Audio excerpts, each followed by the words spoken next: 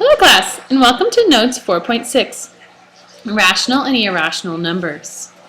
Our objective today is work with irrational numbers. We spent a lot of time working with rational numbers, but not much with irrational numbers. So let's take a look at our vocabulary. First thing is an irrational number, a number that cannot be written as a fraction. For example, pi. Pi, we use the approximation of 3.14. But remember, that doesn't actually mean pi. Pi goes on and on forever. So we have an approximation that we use for pi as a fraction, and that's 22/7, but that's not exactly it. So remember, it needs to be able to turn into a fraction exactly. Any radical that is a non-perfect square underneath is also an irrational number because it's going to be a non-terminating, non-repeating decimal that goes on forever and ever and ever. So for example, radical 7. If you typed it into a calculator, it would probably stop around the 8th decimal place.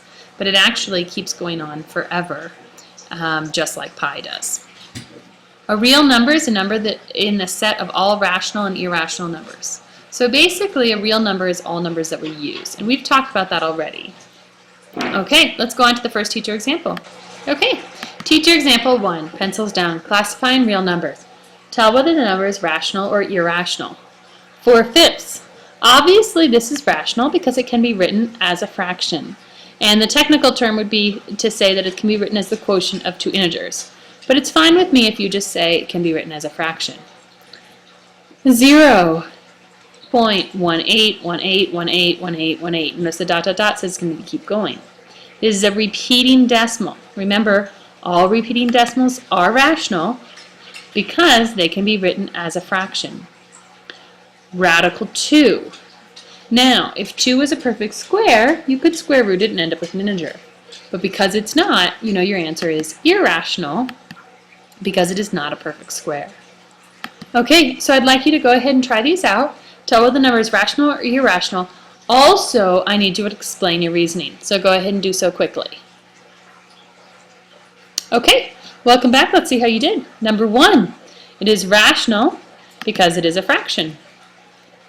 Number 2 is irrational because it is a square root of a non-perfect square. Number 3 is rational because it's a fraction. And number 4 is rational because it's a perfect square, is the square root of a perfect square, and of course that square root would be 9, which is a nice, easy integer. Okay, so hopefully you got all those right. Let's move on to teacher example 2, order the decimals from least to greatest. So we're going to go ahead and start with step 1. Write each decimal, that should be out to 6 decimal places. So we want to kind of expand them. When we have those repeating decimals, we want to write them out. So 0 and 63/100ths repeating would be 63, 63, 63, 63, 63, 63, 63, and so on. 0 and 63/100ths with just the 3 repeating would be 0 and 6, 3, 3, 3, 3, 3, 3, 3, 3, 3. 0 and 633,000ths would stop there. So if I extended it more decimal places, it'd just be zeros. And I could go on forever, but they'd all be zeros.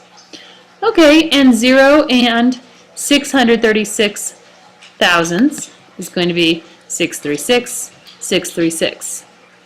So notice, all these decimals are very, very similar. But when you extend them, you start to see those differences. So we want to write the decimals in order from least to greatest as they're written out now.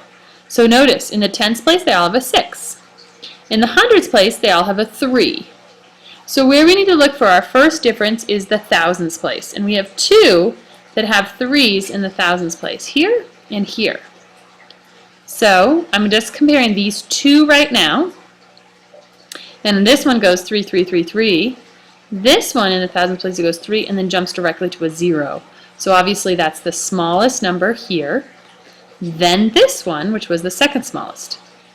Now, looking at the thousands place, this one has a 6 and so does this one. So now I need to look at the next digit. This one has a 3 and this one has a 6. So obviously this is going to be the third place and this is going to be the fourth place.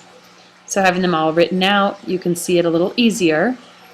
That first difference, they both had the 3 in the thousands place. This one had a 0 after it. This one had a 3. Then both of these had a 6 in the thousands place. This one had a 3 after it. This one had a 6. Now, of course, my final step, which hopefully you already knew, was to take the original numbers and organize them.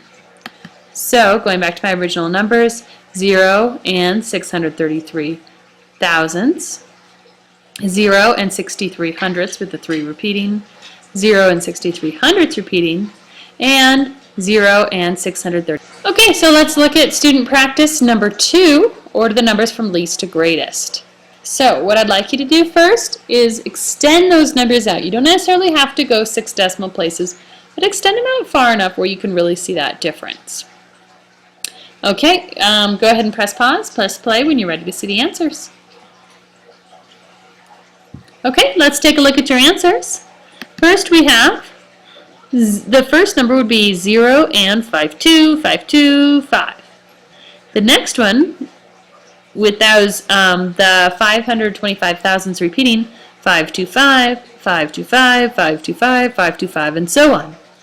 And the final one with just the 5 repeating, 0, 5, 2, 5, 5, 5, 5, 5, 5, 5, 5, 5, and so on. So what happens with this one is they're actually already in order because they all have a 5, then they have a 2, and then they have a 5. And what you're looking at is the next place. This is the only one with a 2, so obviously that's the smallest. These both have a 5, so you want to go one step farther, and then we've got a 2 and then a 5. So again, written out, they're in order. And then simplified, of course, they're already going to be in order. Let's take a look at number 6. We need to write these ones out.